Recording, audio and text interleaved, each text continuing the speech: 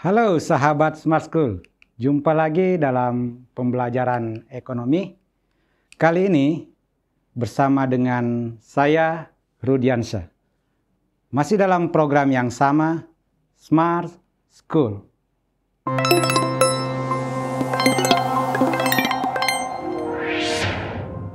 Assalamualaikum warahmatullahi wabarakatuh. Sahabat Smart School, pada pembelajaran kali ini kita kembali akan membahas materi akuntansi dengan submateri laporan keuangan.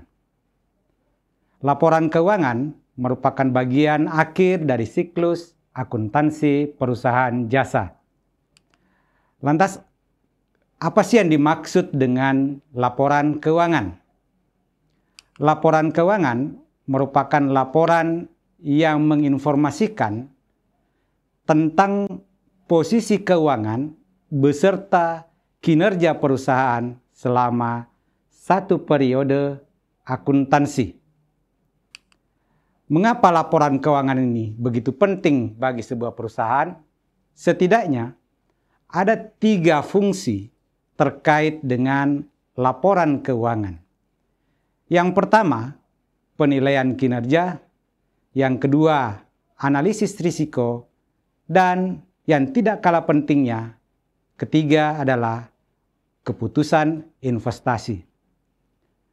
Laporan keuangan sebagai unsur dalam penilaian kinerja membantu dalam menilai kinerja perusahaan, termasuk dalam pertumbuhan, pendapatan, profitabilitas, dan efisiensi operasional perusahaan. Sedangkan dalam hal analisis risiko, laporan keuangan ini memberikan informasi tentang stabil atau tidaknya posisi keuangan perusahaan yang membantu selanjutnya dalam mengidentifikasi risiko yang mungkin terjadi. Kemudian, dalam fungsi sebagai basis pengambilan keputusan investasi, laporan keuangan dapat digunakan untuk mengevaluasi risiko dari investasi dalam perusahaan tersebut. Sahabat Smart School, selanjutnya laporan keuangan ini ada beberapa jenis. 3 diantaranya yang lazim digunakan dalam perusahaan jasa akan kita bahas dalam pembelajaran kali ini. Yang pertama, laporan laba rugi. Yang kedua, laporan perubahan ekuitas atau biasa juga disebut laporan perubahan modal. Dan yang tidak kalah pentingnya, yang ketiga adalah neraca. Laporan laba rugi ini menunjukkan nilai pendapatan dan beban beserta detail jenisnya serta laba dan rugi bersih yang dihasilkan oleh perusahaan dalam satu periode akuntansi. Adapun laporan perubahan ekuitas, ini memberikan gambaran tentang modal yang dikelola oleh perusahaan, perubahan modal yang terjadi, dan nilai modal akhir perusahaan tersebut selama satu periode akuntansi. Adapun laporan keuangan yang ketiga, yakni neraca, menyajikan informasi mengenai nilai aset dan nilai ekuitas serta tentunya juga nilai liabilitas perusahaan selama periode akuntansi terkait. Sahabat Smart School, dengan berdasarkan deskripsi dari laba rugi, maka kita kemudian dapat menyimpulkan komponen dalam laporan laba rugi. Yang pertama, pendapatan. Kemudian yang kedua, beban. Yang ketiga, komponen laporan laba rugi adalah beban. Ini dihasilkan ketika pendapatan lebih besar daripada beban, maka komponennya yang muncul adalah laba. Sementara ketika pendapatan yang diperoleh perusahaan tersebut lebih kecil daripada beban, maka komponen yang muncul adalah rugi. Komponen 3 dan 4 ini tentunya komponen yang opsional. Akan muncul komponen laba ketika perusahaan tersebut berhasil memperoleh laba dalam usahanya, dan komponen rugi akan digunakan ketika perusahaan tersebut mengalami kerugian dalam usaha tersebut pada periode akuntansi terkait. Berikutnya, laporan keuangan yang kedua, yakni perubahan ekuitas. Komponen dalam perubahan ekuitas ini yang pertama adalah ekuitas awal atau biasa juga disebut modal awal, yakni besaran modal di awal periode akuntansi yang digunakan oleh perusahaan tersebut berusaha. Kemudian komponen yang kedua adalah penambahan modal. Namun sebelumnya komponen yang kedua ini kita mulai dengan prive dulu. Prive adalah pengambilan modal perusahaan untuk kepentingan pribadi pemilik usaha. Ya. Kemudian komponen yang ketiga, tambahan investasi. Untuk komponen yang ketiga ini tidak selamanya ada. Demikian juga dengan komponen yang kedua. Tambahan investasi adalah besaran modal yang kemudian disetorkan dalam proses kegiatan usaha selama periode akuntansi tersebut berjalan. Komponen yang keempat adalah laba atau rugi usaha. Dan komponen yang terakhir adalah komponen kelima, yakni ekuitas akhir atau modal akhir perusahaan tersebut dalam satu periode akuntansi. Kita lanjut, sahabat Smart School, ke laporan keuangan yang ketiga, yakni neraca, di mana sebagaimana dideskripsikan dalam pengertian neraca itu sendiri, komponen neraca terdiri dari 3. Yang pertama adalah aset, yakni harta perusahaan. Kemudian yang kedua adalah liabilitas. Dalam hal ini seluruh utang yang menjadi kewajiban perusahaan selama periode akuntansi terkait. Dan komponen yang ketiga dalam neraca adalah ekuitas, yakni modal usaha yang dikelola perusahaan tersebut dalam satu periode akuntansi. Demikianlah sahabat Smart School komponen-komponen yang terdapat pada masing-masing laporan keuangan. Sekarang kita lanjut, bagaimana sih mekanisme laporan keuangan itu disusun. Ya. Laporan keuangan sebagai sebuah sistem itu dimulai dari sumber penyusunan laporan keuangan itu sendiri. Dalam hal ini, kertas kerja. Kertas kerja, atau biasa juga disebut neraca lajur, menjadi sangat penting dalam penyusunan laporan keuangan sebagai ikhtisar, sebagai catatan awal yang dapat memudahkan kita dalam menyusun laporan keuangan. Ketika kita sudah memiliki kertas kerja, maka dengan mudah laporan keuangan kita dapat susun, dimulai dengan laporan laba rugi. Setelah itu kita lanjut ke laporan perubahan ekuitas. Dan terakhir tentunya akan ditutup dengan neraca. Baik, sahabat Smart School, kita lanjut. Sistematika penyusunan laporan keuangan. Laporan keuangan dengan teknologi sekarang ini, kita dapat dibantu dengan menggunakan aplikasi.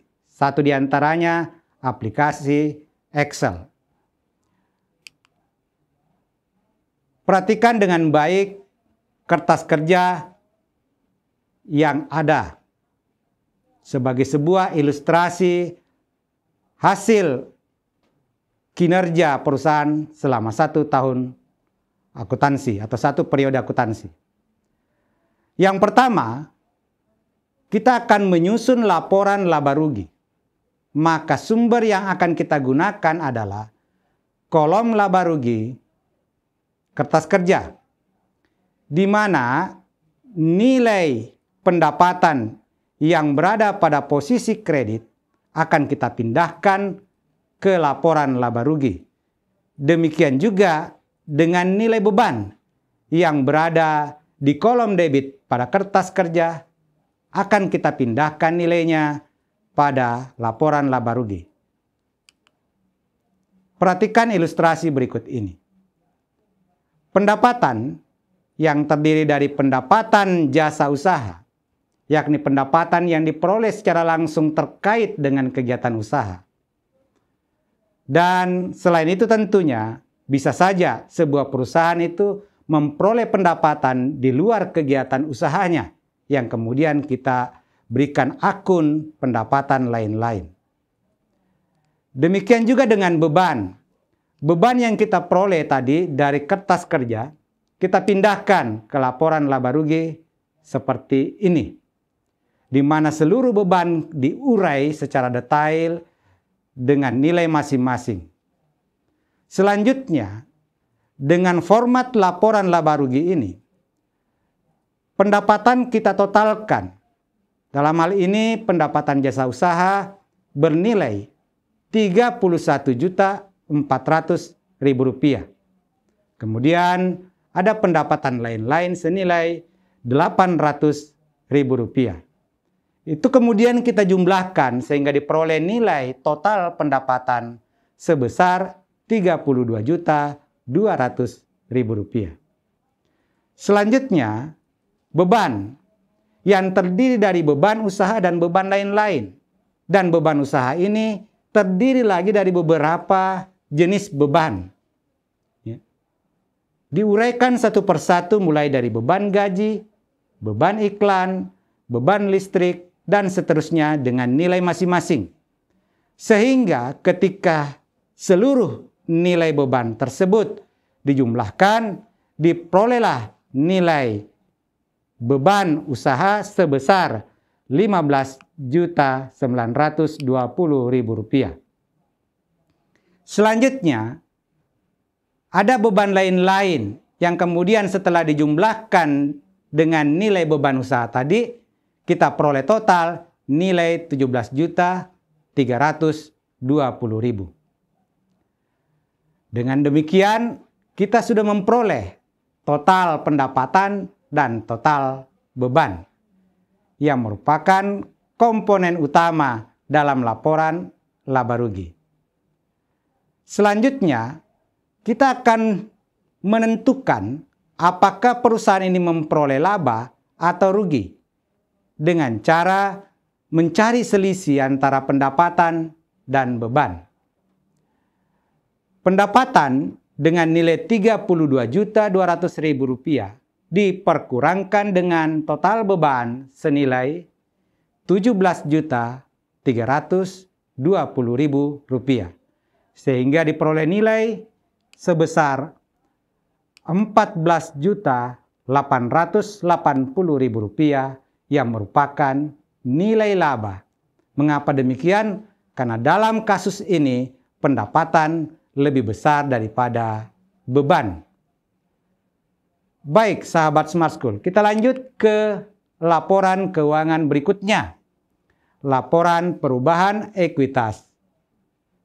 Sama halnya dengan laporan laba rugi. Laporan perubahan ekuitas juga sumber datanya kita peroleh dari kertas kerja. Ya.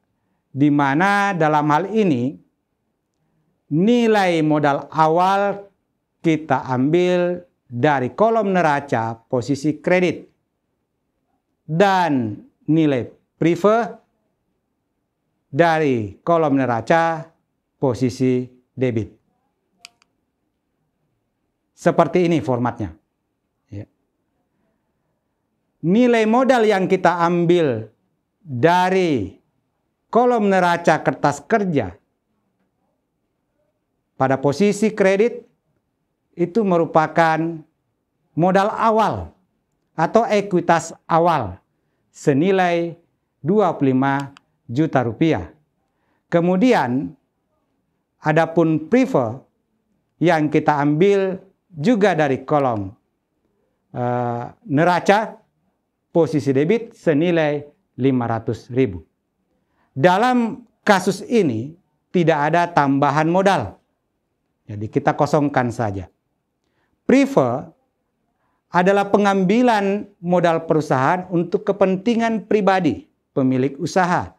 Sehingga dalam hal ini prefer sifatnya mengurangi modal. Maka tentu kita akan memberikan nilai prefer ini sebagai nilai yang minus, yang sifatnya nanti akan mengurangi modal. Adapun laba sebesar 14.880.000 diperoleh dari kertas kerja. Ini sumbernya kita peroleh dari kertas kerja ataupun dari laporan laba rugi yang telah kita buat sebelumnya. Laba ini sifatnya menambah modal awal. Langkah selanjutnya, sahabat Smart School, kita akan menjumlahkan nilai prefer yang minus tadi, yang negatif tadi, dengan nilai laba. Sehingga diperoleh nilai penambahan atau pengurangan ekuitas sebesar 14.380.000 rupiah. Dengan modal awal 25 juta, kemudian ada penambahan ekuitas sebesar 14.380.000, maka dengan ini kita dapat menghitung besaran ekuitas akhir atau modal akhir dengan cara menjumlahkan keduanya, yakni menjumlahkan ekuitas modal dengan penambahan nilai ekuitas, dan diperolehlah nilai modal akhir atau ekuitas akhir sebesar 39.380.000 rupiah. Sahabat Smart School, kita lanjut ke laporan keuangan yang ketiga. Dalam hal ini neraca.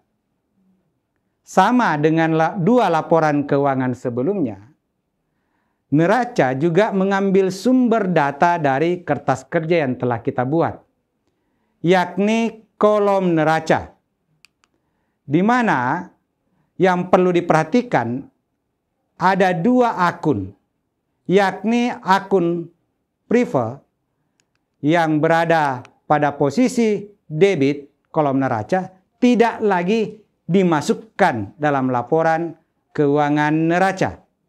Hal ini dikarenakan prefer merupakan akun sementara yang tidak memerlukan pencatatan keberlanjutannya di periode akuntansi selanjutnya. Jadi selesai pelaporannya di periode akuntansi terkait, tidak masuk lagi ke neraca. Sementara yang kedua adalah nilai modal. Nilai modal pada kolom neraca di kertas kerja ini merupakan nilai modal awal.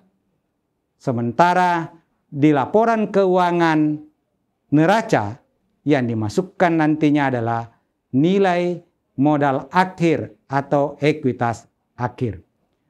Selebihnya, nilai-nilai akun yang berada pada posisi debit akan kita catatkan juga di posisi debit pada neraca. Demikian juga nilai-nilai akun yang berada pada posisi kredit juga akan kita catatkan pada kolom kredit di neraca. Perhatikan dengan baik ilustrasi berikut ini. Ya.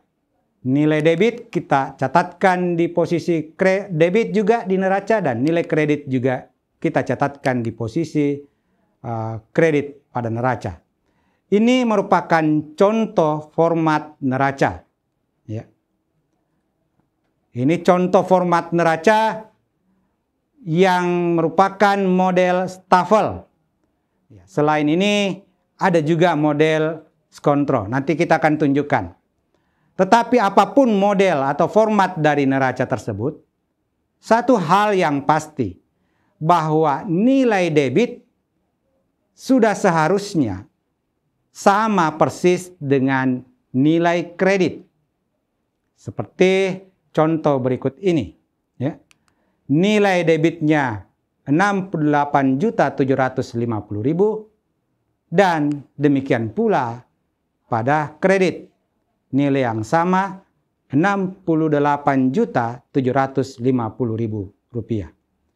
Jikalau nilai debit dan nilai kredit di sini tidak sama, maka tentu ada kekeliruan dalam penyusunan laporan keuangan atau mungkin dalam pencatatan transaksi keuangan perusahaan tersebut.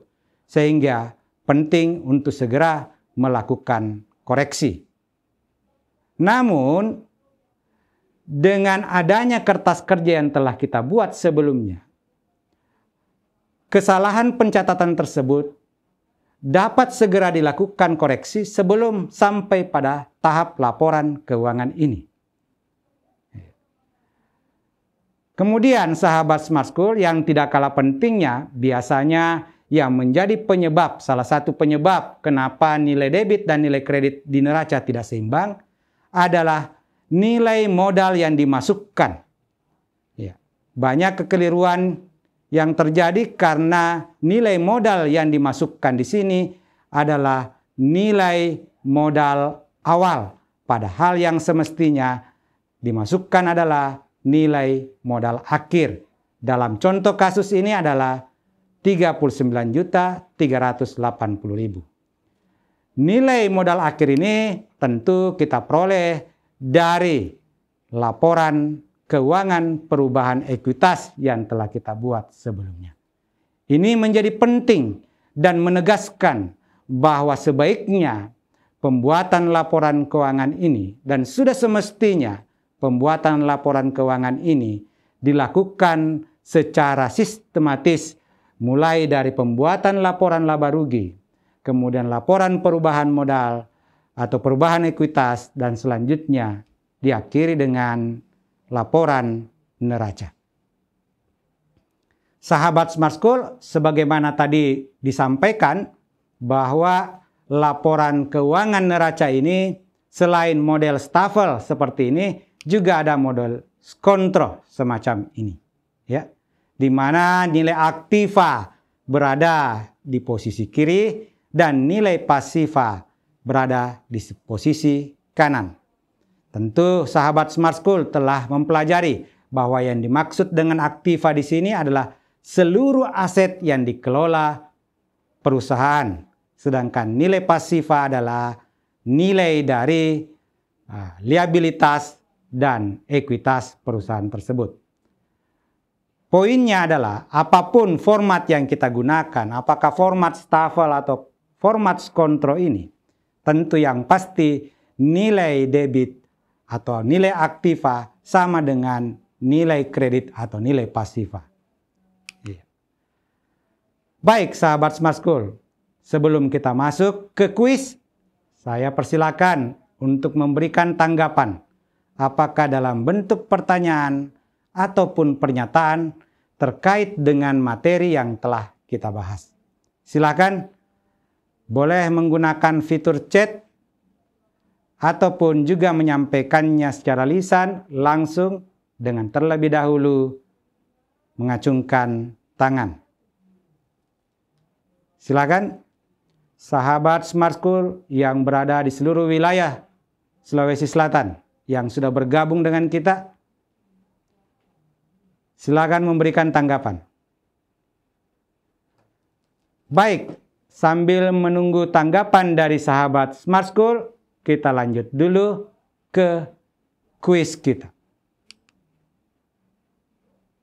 Ya, pada kesempatan pembelajaran kali ini, untuk memperkuat pemahaman kita terkait materi tadi, materi laporan keuangan, maka di sini disajikan 3 soal yang akan kita bahas bersama.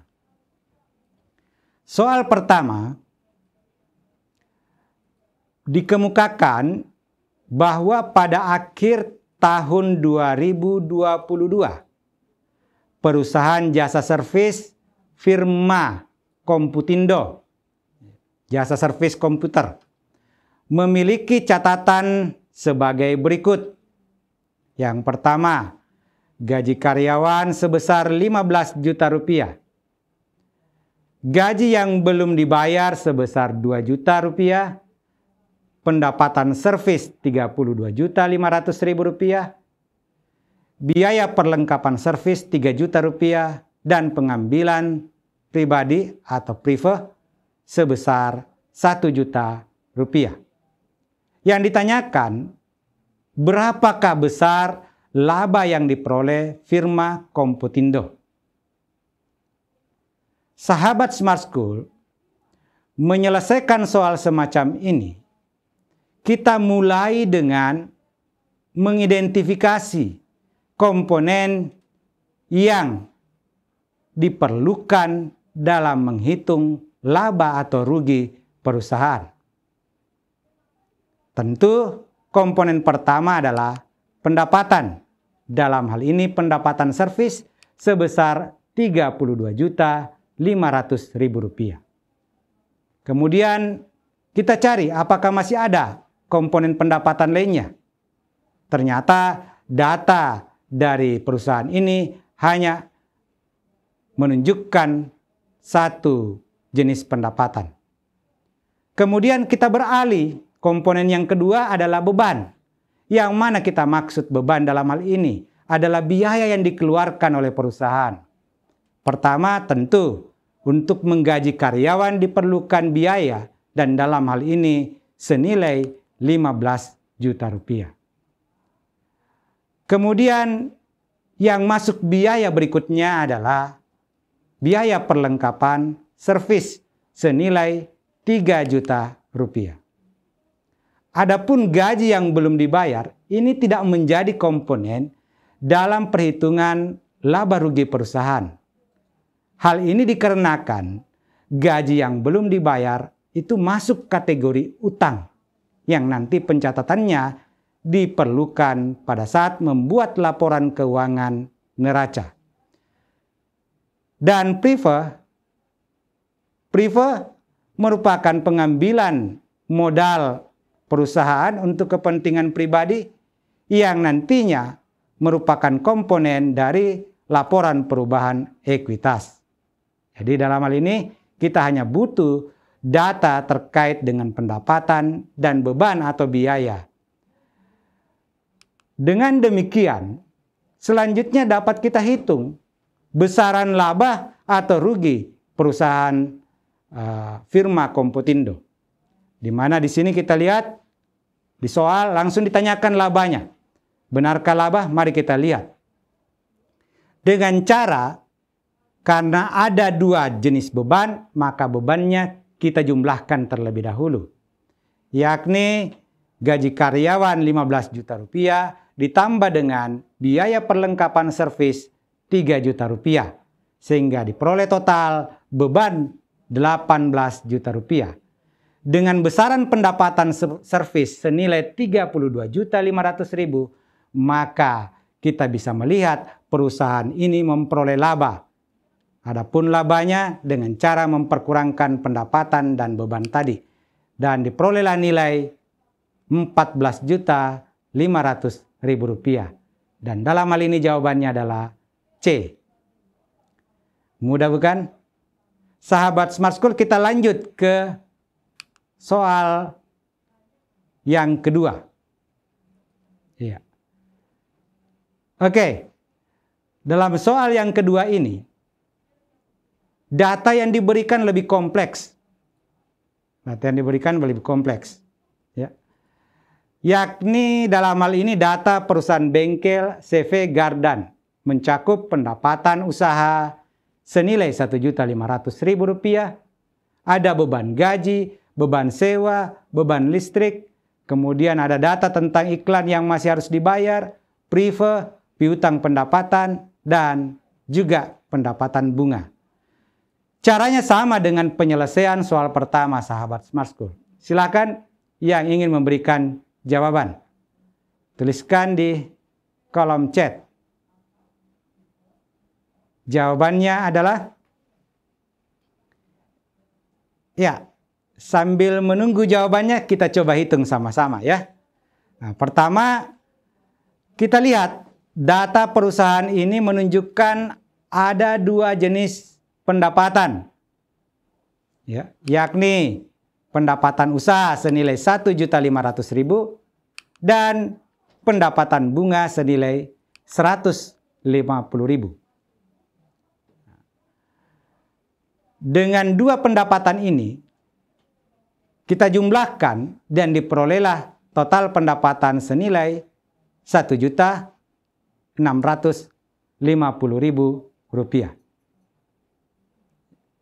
Lebih lanjut, kita hitung nilai-nilai beban yang ditanggung perusahaan.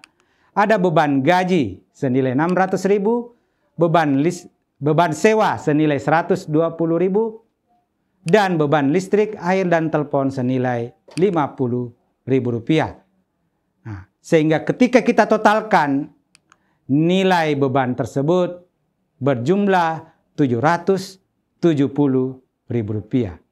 Adapun iklan yang masih harus dibayar, ini masuk kategori utang. Prive sudah jelas, dan piutang pendapatan masuk kategori aset. Sehingga ketiga data tersebut tidak diperlukan dalam menghitung besaran laba yang diperoleh CV Gardan. Sekarang kita hitung. Total pendapatan dikurangi dengan total beban. Ya, sahabat Smart School, jawabannya adalah, ya, benar sekali. Jawabannya adalah B, Rp880.000. Dan ini merupakan nilai laba. Kita lanjut, sahabat Smart School, pada soal yang ketiga. Ya. Pada soal yang ketiga ini, yang diminta adalah besarnya modal akhir. Ini terkait dengan laporan perubahan modal atau laporan perubahan ekuitas. Data yang ada pada perusahaan ini dimulai dengan modal IJAS di awal periode senilai 20 juta. Kemudian dalam kegiatan usahanya selama 1 tahun atau 1 periode akuntansi, IJAS berhasil memperoleh pendapatan jasa senilai Rp9.500.000. Dan IJAS harus mengeluarkan biaya sebagai beban operasional usaha senilai Rp3.500.000. Kemudian dalam 1 tahun periode akuntansi tersebut, IJAS melakukan pengambilan pribadi atau prive senilai Rp2 juta. Dengan demikian, kita dapat menghitung. Pertama, tentu dengan mengidentifikasi informasi yang terkait dengan perubahan ekuitas. Pertama tentunya modal IJAS di awal periode senilai 20 juta dan prive IJAS senilai 2 juta. Pendapatan dan beban, sahabat Smart School, tentu kita sudah sama mengetahui terkait secara langsung atau menjadi komponen dari laporan laba rugi. Tetapi dalam laporan perubahan ekuitas, dua informasi ini juga kita perlukan untuk menghitung laba atau rugi usaha yang juga merupakan komponen dari perubahan ekuitas. Olehnya itu mari kita hitung besaran laba atau rugi perusahaan IJAS dengan memperkurangkan pendapatan jasa senilai Rp9.500.000 dengan beban operasional senilai Rp3.500.000. Dan dengan ini diperoleh perusahaan Aegis laba Rp6 juta.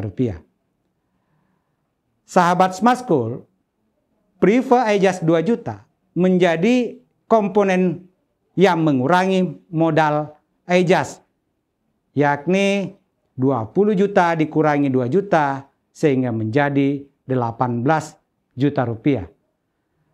Namun karena dalam hal ini perusahaan Aegis memperoleh laba yang telah kita hitung tadi sebesar 6 juta, maka itu akan menjadi penambah modal Aegis. Berarti 18 juta ditambah dengan 6 juta. Itulah yang menjadi besarnya modal akhir perusahaan Aegis pada periode terkait. Yakni, sahabat Smart School, jawabannya adalah, iya, jawabannya benar sekali. Jawabannya adalah C. Iya, jawabannya adalah C, 24 juta rupiah. Terima kasih untuk respon dari sahabat Smart School atas pembelajaran kita kali ini. Dan khususnya menjawab kuis-kuis yang diberikan.